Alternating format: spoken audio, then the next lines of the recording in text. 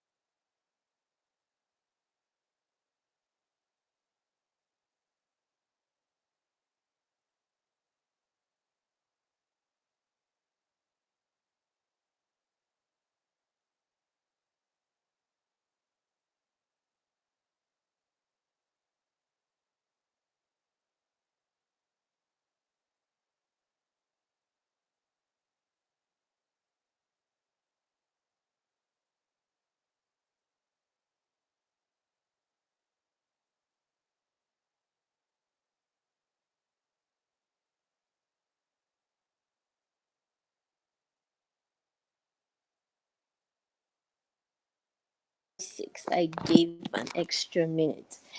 Today we'll be having an environmental artist. His name is the Lazy Designer. He likes to be called Lazy Designer. Okay, so Lasisi Sadiq is an environmental artist.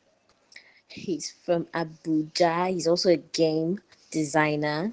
He said he uses tools like Adobe Illustrator and Unreal Engine to bring his ideas to life. So, Lasisi Sadiq, if you're around, please, the floor is yours. You can start teaching. Hello guys. Uh, like Joanne said, my name is Sadiq and I'm also known as the Lazy Engine, not the Lazy Designer. So yeah, Oh I my will be god, I read that as lazy designer, even with the lazy engine clearly written. I apologize. no problem. Uh, we'll be going through game design and how environment design affects the game experience or the game experience in total.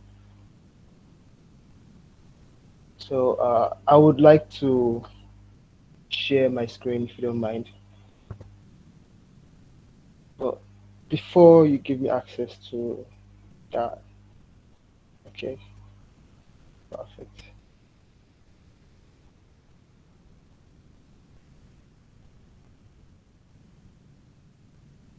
Okay, so I hope everybody can see my screen.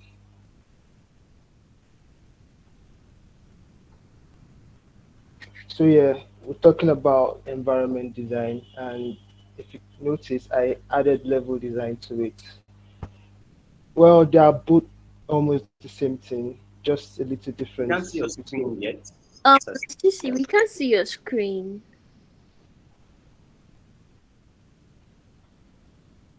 Your screen isn't showing.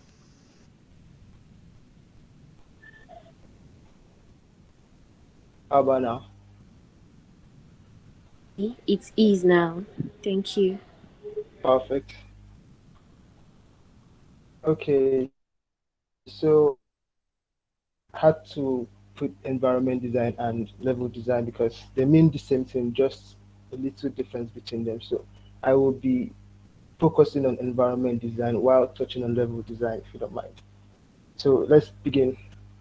Well, to create an environment or to create a game, it all starts with storytelling.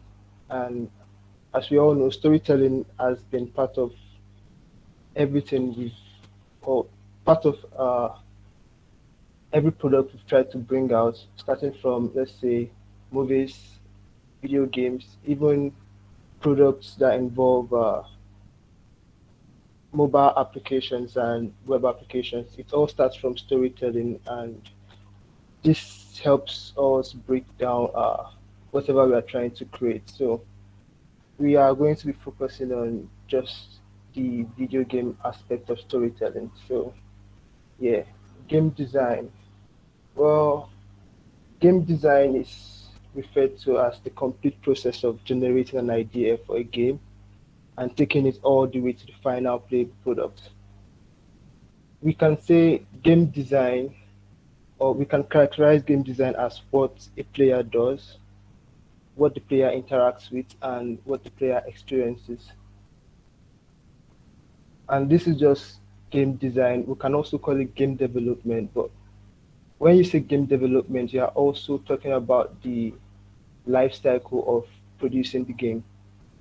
It's like saying software development or design development, or sorry, design life cycle is the same thing. So to create a game, to create a game, you have to like have a team put together, and you don't just tell them what to do. You have to create like a flow for them to also to follow, and that will make the whole process run smoothly. So we'll be going through the stages of game development or game design as follows. So first we have the planning stage. This is where the idea comes to place, and this is where the questions are asked. Like, what are we building? What type of game are we building? Is it going to be 2D or 3D? What is the budget for the game? And key questions, and also the kind of characters that are going to be used for the game. Like this planning stage is just the questions, and finding answers to this question will help us shape the kind of game we are going to have later in the future. So the next step is pre-production. What we do in production is more about telling the storyboard in frames, and this is what we do with storyboarding. And if you notice, storytelling is coming up again because that is like a major part of game design. So what we do in storyboarding is have the storyline put in frames, because this is what is going to like help us know what where the milestones and what we are designing at each period. So that is what we do in the pre-production. And for the production part, which is where we are going to be focusing on, this is where environment design and other aspects of design happens. So yeah, most of the things we do happens in production. For example, the character design or the character models. When we have a plan on ground and uh, a kind of like theme to follow, it makes it easy for us to have like a kind of character or the kind of characters to use for the particular game. And this is where 3D modelers come in. People like my very good friend Valentine. This is the kind. This is his own field, even though he's going into game design. But this is where character modelers actually do their work, and not just character modelers. We also have audio designers.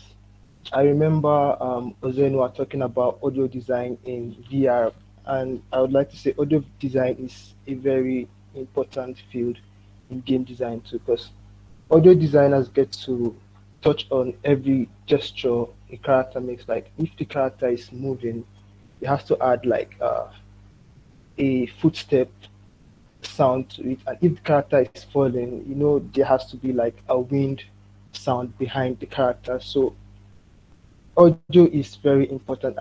If you've played games like Call of Duty, there are certain uh, task that you have to listen to.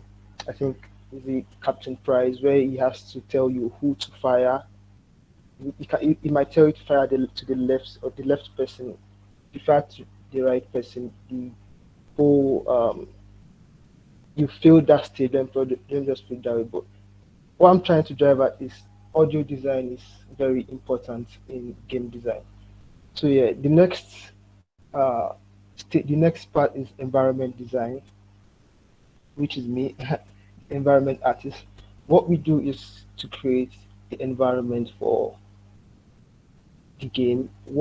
We like to um, what we like to focus on is basically the aesthetics of the game, how immersive it's going to be, and I'm going to talk about the level designers too, but that will be later on in the presentation. So what the environment designer does is he follows the idea or he follows the storyline of or he follows the storyline which has been given earlier from the planning stage to the pre-production, which gives him an idea of kind of environment he is meant to design.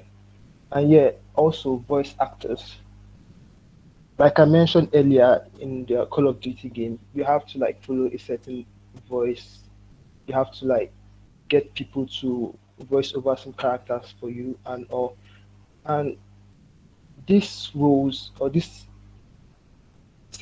roles play very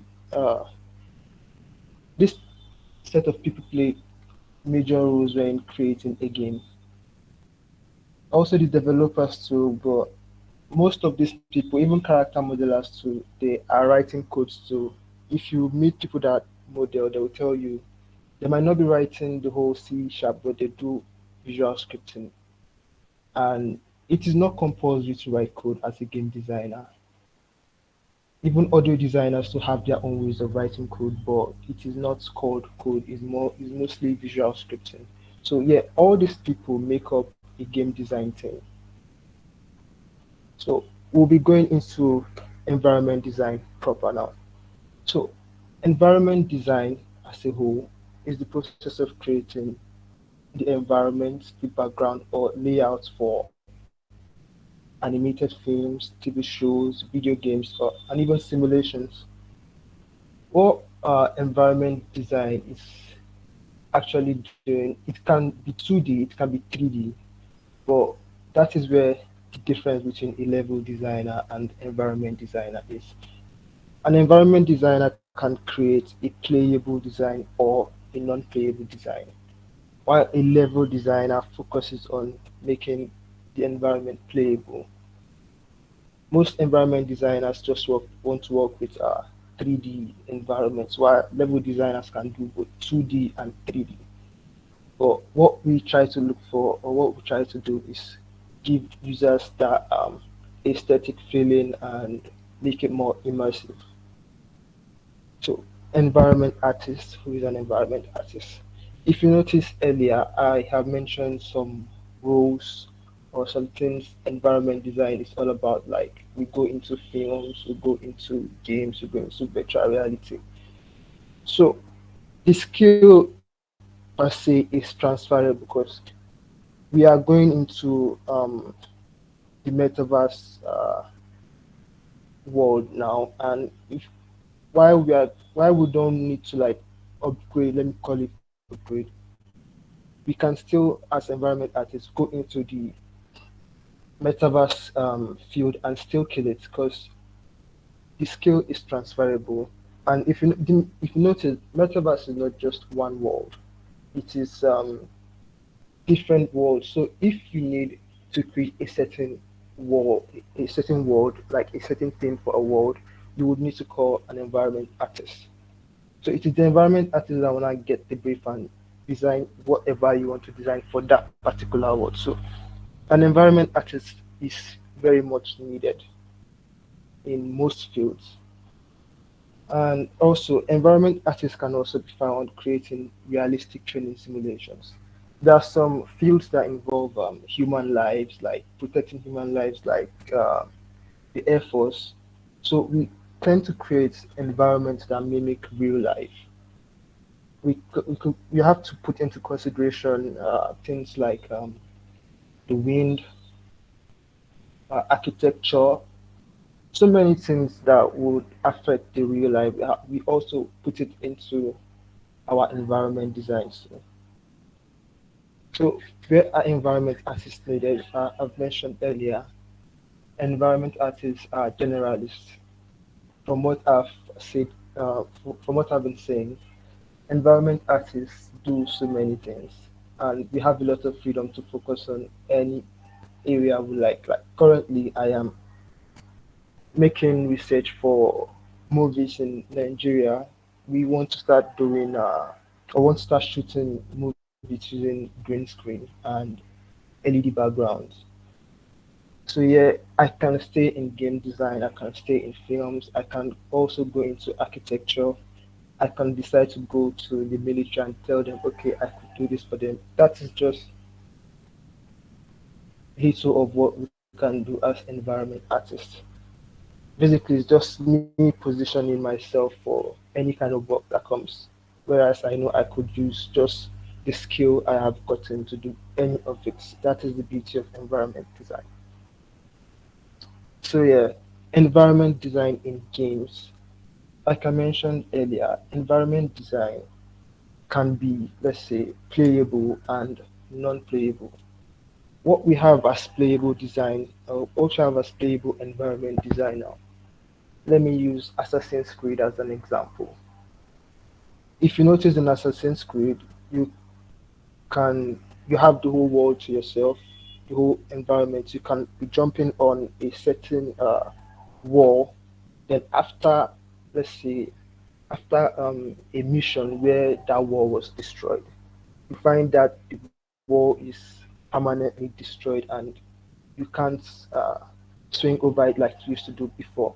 That is the work of the level designer. The environment designer too can also do it, but we tend not to focus on the mechanics of the whole environment. What we just do is create a playable environment, but the level designer goes deeper into making the environment design immersive. But they are both doing basically the same work. So stages of environment design. Well, the every product or every product starts from the idea. So when you have the idea, you can now, as an environment design, after the idea, we'll now set the setting we want, the location and theme. And this could be, let's say, the setting could be uh, Abuja, the location could be National Stadium, and the theme can now be, let's say, after destruction, let's say, after the Ghana and Nigeria match destruction. So from this information, we already know that, or we already have an idea of what our environment is going to look like. That would be like a scattered um, stadium. So it is now left for us to like add props and put in clues. Let's say if it's going to be a playable environment, we can now decide: do we want to add blood to the ground, something a user can follow to his, or to give him clue on what the environment is all about and all. And if it's non-playable, people like what we do in non-playable environments is basically for showcase, maybe for our portfolios or for movies. If you've seen The Mandalorian, the environment there was done in Unreal Engine. So it was just the background, the whole desert background. So what they did was they placed the background on LED lights, oh sorry, on LED background, or LED screen, sorry, and they did everything in a room. And LED backgrounds are taking over green screens now because with green screens you have to do a lot of more manipulation than LED lights. LED lights just, what am I calling it, LED lights? LED backgrounds already use the lighting and the whole environment, so you are shooting directly on it, and all you have to do is just push it to. post production and do your iteration. You might not understand the whole process, but it is like a life changer now. It's something movie producers are going into. It's virtual production. That's what we're calling it. So the next stage of environment design is environment story. Like there has to be like a form of story with your environment if you are going to do it for a game. What we have earlier is a scattered stadium. So what other story are you going to add to the environment to make it immersive for your user? So this is also another stage, and this also affects gameplay. And when you have all this, you can now begin to start getting your reference, you get your pictures, you get anything that will help you create the environment. So the next stage is more like storyboarding. You sketch your layout. It could be on paper. It could be anywhere. Then you take it into your game engine. Let's say you're using Unreal Engine. We do blockouts. What we do with blockouts is we use shapes. Let's say you have these stones on the right hand side. To start, we are going to we use things like a normal shape like box to represent all these shapes before going into the visual development. This helps us understand the environment better and easily design what we have in mind. This is like a wireframe process. Let me use the word wireframe. And after the, what we do with the visual development is basically drag and drop. We don't normally work on assets. That's the work of the 3D designer, the modeler, people who use Blender, Maya, ZBrush. That is their work for asset creation. So what we do is the visual development. We iterate all the time. We don't just create one environment and stop there. We keep iterating, and that is what we do all the time. So how to be a game environment artist? Well, you have to have a passion for art. You have to like video games because that is what you are going into. It is through video games you know if you want to create what you see. If you use a phone, you might see an app that you like and decide, oh, I want to start designing apps. I want to start designing websites. It's the same for video games. So if you have a passion for it and you feel you want to do it, you you should definitely try it.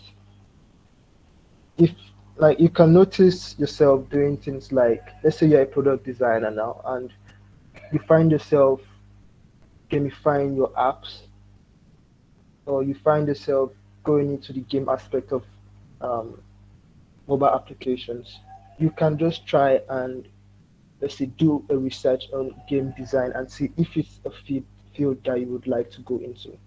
These are part of the things that help you in positioning yourself. You have already started positioning yourself with just the idea of liking gamification of apps. So if you can just follow through and make more research on video games and how to create video games, you are good to go. So the next will be to get familiar with different software tools you need to create textures and assets. Well, to create textures, you might see like a box, and then you find out they have like the right texture for it or the right material. Just say a Coca-Cola bottle in 3D, and it is having the whole Coca-Cola wrap on it. These are the texture and asset, and these are not done in game engines. Rather, you have to use other tools like Substance 3D. You don't have to really know everything to the fullest. Just even the basic knowledge of it will help you. It is just to understand what you're doing because environment artists we don't really go into the dirty part of creating assets to use. No, we have all that in place. We have marketplace for that. We have 3D artists for that. Then also you have to get familiar with game engines if you want to create environment design. We have engines like Unity, CryEngine, and Unreal Engine. Personally, I use Unreal Engine. I like how uh, heavy it is, and it is very wide. There are so many things you can do with Unreal Engine. But if you just want to start, I will advise Unity because Unity has most of the features Unreal Engine has, but in a smaller package and put it that way. Unity is not that heavy compared to Unreal Engine. So another step would be to get in touch with other artists. You can't do it alone. You have to like seek knowledge from other people, know what they are doing, see how they are doing things, and you will definitely, you will definitely want to get in touch with artists because you cannot know it all.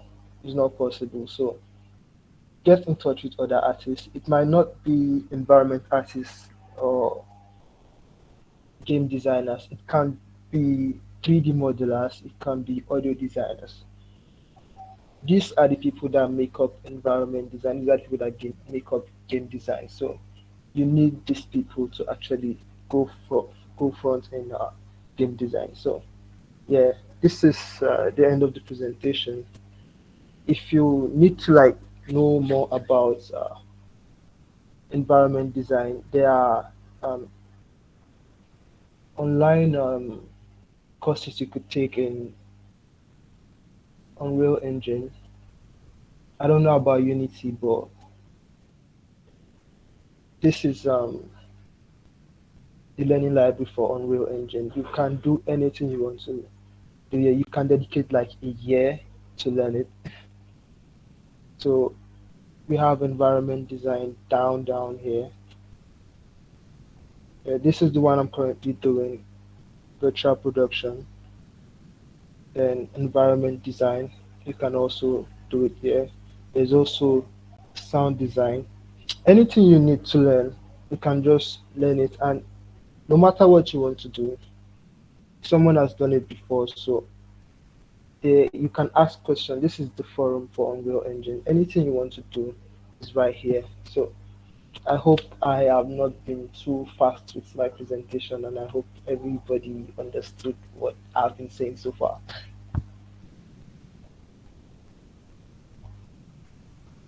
Okay, thank you very much, Lazy Engine. I have a question. Okay. Can you give us a few names of environment artists that we can follow on Twitter if you start it out? I won't say I know their names on Twitter. I use what I do is I get in touch with the people who create the tools for us to like be able to create environments, like the developers at Unreal Engine. Let's say if I want to, there are always names of people who you can reach out to. Like if I want to do more on virtual production, I will reach out to the person taking the course. Is in the best position to know what I need to do. Then also there is someone, I think William Forchar. He has a YouTube channel. He's like my go-to person for environment design. He he has a lot of videos on YouTube in case you need to like know, in case you need to like, or in case you want to start level design. It's for beginners and also people who have been using it for a while.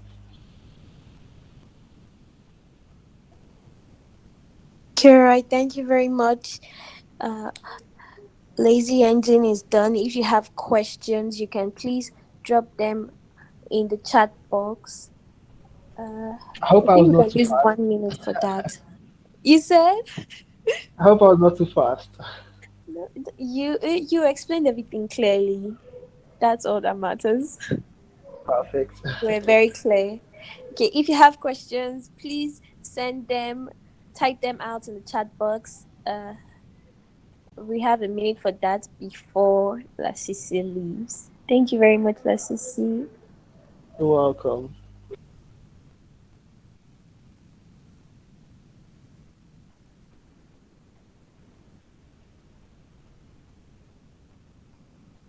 While you're sending in your questions, you can go to the chat and you see our links to all social medias.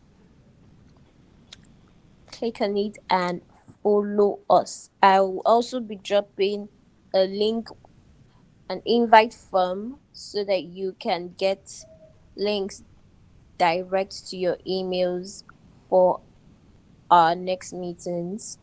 Okay, let me see.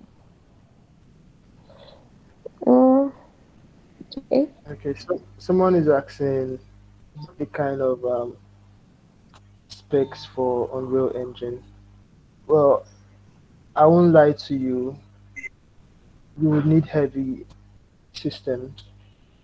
What I'm currently using is very low, but I would suggest to get a system with good graphics card from 16 gig above. 8 gig above might do it, as if you want to like uh, run on Unreal Engine 4. But now that there's Unreal Engine 5, I think you might want to go higher on that. Exactly, 16 gig dedicated. If you can go 64 gig, I would advise you go 64 gig. Then your what are they calling it? You can also go for. I know people are using this 3090 RTX, but I would advise to go for the A6000 because of the kind of things you can do with Unreal Engine. But with Unity, you can stick with 16 gig dedicated graphics card. Then your normal 3080 RTX or GTX. I think it's RTX. Also, your RAM can be, uh, I think 32 gig RAM, 16 gig RAM is also fine. For gaming, 16 gig RAM is not an overkill. It's like the standard if you're playing games. But in Unreal Engine, 16 gig RAM is very small. You can go higher than that, and you get a very good workflow. So yeah, and also don't use Mac when you are trying to go into game development. They've not really done they've not really done what's they calling it? Drivers that support Mac. So you only be wasting money if you're buying Mac for game design or game development. Try getting Windows. Nah, you can't use Mac.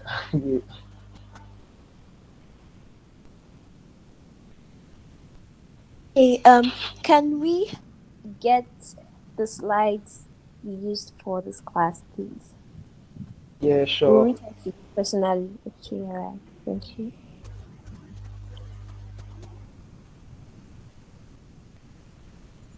So the link to our invite form has been dropped in the chat. You can copy it, fill out the form so you get emails, email notification for subsequent meetings. Thank you very much, Lasisi. And You're since welcome. there are no other questions, I think we can wrap up for today. Thank you Hello, very sorry, much, good evening. Lasisi. Yeah, Oh, good okay. evening. Someone has a question. So for a still beginner just venturing into game design and development environment design, which one do you think is the best approach, Unreal Engine or Unity? Both of them are game engines. Then you have to look at what the industry standard is or what triple A studios are using, and everybody is going into Unreal Engine. So I can say learn Unity now. The knowledge is transferable. So if you learn Unity, you will still find some very similar terms in Unreal Engine. But Okay. yeah, So sorry, Unity is more easier to comprehend than Unreal Engine. not really, but I'm looking at system capabilities now. Okay. Yeah, if you can use Unity now with, let's say, an average system, then maybe when you upgrade your system, you can now push yourself to Unreal Engine. Because if you download Unreal Engine with an average system, you might not like the experience. Okay. So the best thing to do now with an average system is to just go with Unity. Then if I have Exactly, maybe a stronger system, I should go with. But if I already have a stronger system, then I can just go dive into Unreal Engine straight. exactly. All right. Thanks a lot for your time. Thanks a lot for the whole stuff. I appreciate your welcome. Okay, there's one last question someone just sent in. It said, can you give like a roadmap or something for those interested if they want to go into game design? Well, the roadmap, I would say, if you are doing something related to tech, you already know positioning yourself for what you want to do, or positioning yourself will go a long way. So you can start by, let's say, meeting people, or you just need a roadmap. Okay, you can start like learning just the basics, then trying to like create, let's say, first shooter games, third shooter games. The thing is, if I didn't just start environment design with environment design, I started with game design. But when I saw that I needed to do more, I needed an environment for my game, I needed animations for my game, I decided to learn both animation and environment design just because I wanted my game design to make sense. So it was in this process of learning animation and game design that I decided, oh, this field actually makes sense. These are the kind of things I want to, or I can stick with and just stay there. So yeah, game design has so many other fields with it. So you can't just say you want to do everything. You might have the capacity, but you just find yourself staying there 10 years trying to go around the whole circle of game design. But yeah, just like try to like pick a field out of it. You can try going through the whole fields of game design, but at the end of the day, I promise you, you'll find one that just sticks with you and you decide to just stay there. You might even end up doing audio design or stay with me in environment design. But trust me, there are so many opportunities in game design for you. Okay, so Okay, as a hello. roadmap, Sorry, John. Can I ask a question, please? Okay. All right. So yeah, my name is Stuart. I'm the team leader at Harvard Tech Hub in Port Harcourt. Um, so I just wanted to find out from LvzyEngine. For example, we currently don't have a game design and development unit in our hub, and one of the challenges that we've been facing, or that's trying to hinder us from setting up that, is I'm not so clear as to the market. So I would like you to just maybe in 2 or 3 minutes, like, what's the market like? What kind of clients are you looking out for? How long can one become so good, at least good to be able to go out there? And then if you go out there, who should be your target market really for you to market your game design and development skills to? Okay.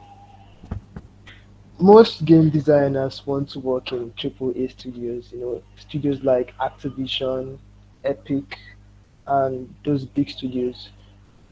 If you limit yourself to just the Nigerian market, you might not really find what you are looking for. But trust me, there are so many game studios outside Nigeria, people looking for game designers. And so far, even the Nigerian market is actually coming up.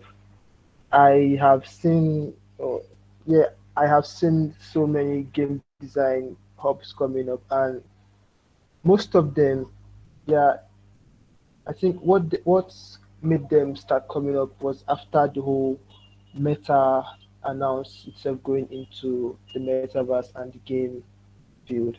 So this kind of like brought up the whole niche for game design and game designers.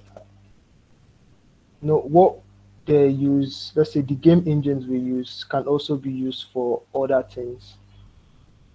If you can design a game or if you can code a game, definitely you can work in another field, let's say the Web3 metaverse field.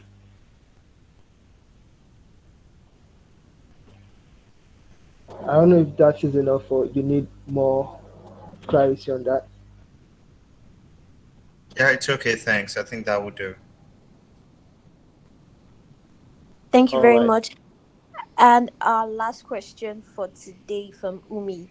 He's asking, people who use Blender, are we only bound to asset design for games?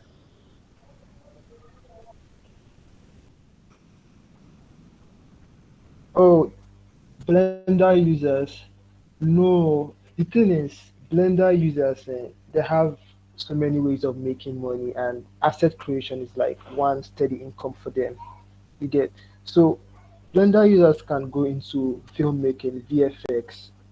They can do so many things. There are so many things you can do with Blender, but for money's sake or steady income, what most of them do is just create assets, put it on the marketplace, and put it for like $2, and they just make quick cash from there. Like it keeps coming. I know environment artists, we use assets. We don't always recreate, rather we reuse. We could have a bottle. All we just have to do is reshape it or turn it another way and reuse it. But yeah, Blender artist is not just for asset creation. You can do so many other things.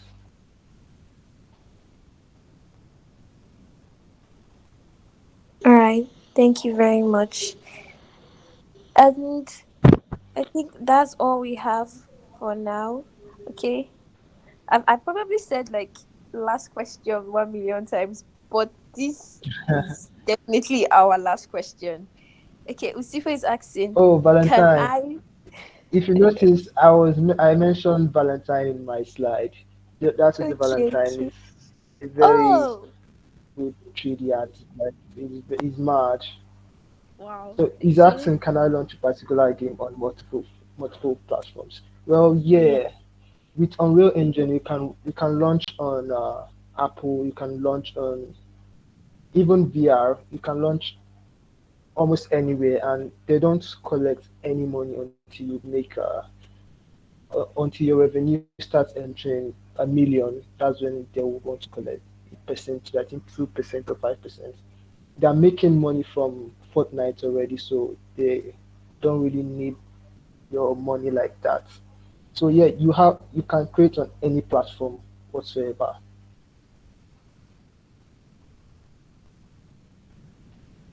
Oh, don't mind my $2. You can have your assets at any price, but because if you want the asset to be like reusable, it's just like NFTs. If the price is down or if the price is low, you might be looking for quick buyers or so. So depending on what you want to do, depending on kind of assets, any price you want.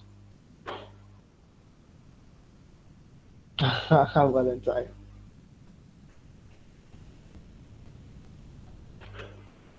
Thank you very much. And I think we have come to the end of today's class.